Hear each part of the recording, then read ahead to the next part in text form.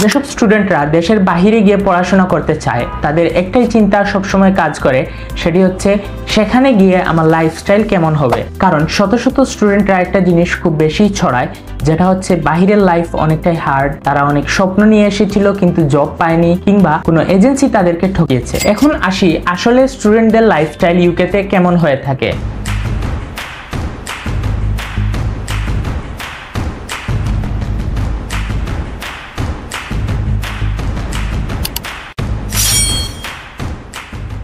ইউকেতে স্টুডেন্টদের life amazing যদি একটি সন্তুষ্টজনক ওয়ার্কপ্লেস তারা তৈরি করতে পারে। সাধারণত স্টুডেন্টরা ইংলিশ ভালোভাবে বলতে না পারা, যেটাকে আমরা ল্যাঙ্গুয়েজ স্কিল বলি, এবং কমিউনিকেশন স্কিলের অভাবে তারা জব পায় না। অনেক ক্ষেত্রেই ইংলিশ স্কিল এবং কমিউনিকেশন স্কিলের পাশাপাশি স্মার্টনেস, ড্রেসিং সেন্স এবং সবথেকে ইম্পর্টেন্ট কম্পিউটার স্কিল না থাকায় স্টুডেন্টরা কিন্তু একটি সাস্টেইনেবল জব পায় না। আরেকটি ইম্পর্টেন্ট বিষয় হচ্ছে সিভি। একটি আপডেটেড প্রফেশনাল সিভি ড্রপ করতে না পারার কারণে প্রতি বছর কিন্তু অনেক স্টুডেন্টরাই স্কিল থাকা সত্ত্বেও ভালো ভালো জব অপরচুনিটিস মিস করে থাকেন।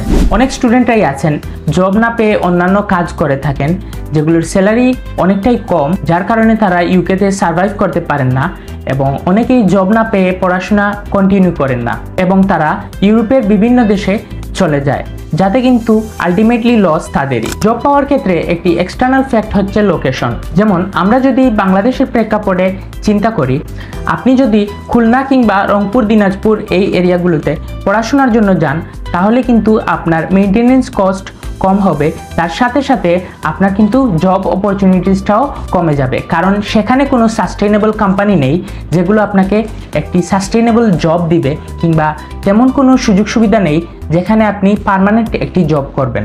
ইন দ্য মেইন টাইম আপনি যদি ঢাকা, চট্টগ্রাম কিংবা সিলেটের দিকে তাকান, সেখানে কিন্তু স্টুডেন্টদের মেইনটেনেন্স কস্ট বেশি, সেখানে কিন্তু জব অপরচুনিটিসও বেশি, যার কারণে এই শহরগুলোতে পড়াশোনা করে স্টুডেন্টদের সার্ভাইভ করা অনেকটাই ইজি। সেম জিনিস আমরা যদি ইউকের ক্ষেত্রে চিন্তা করি, তাহলে দেখবেন লন্ডন সিটির বাহিরে যে ইউনিভার্সিটিগুলো আছে সেগুলোর টিউশন ফিও কিন্তু কম এবং মেইনটেনেন্স কস্টও কম, কিন্তু পাশাপাশি সেখানে কিন্তু জব অপরচুনিটিসও কম।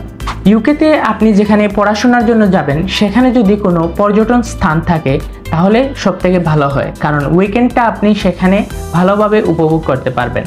যেহেতু students have the right to choose where they want to go, you have the freedom to do that.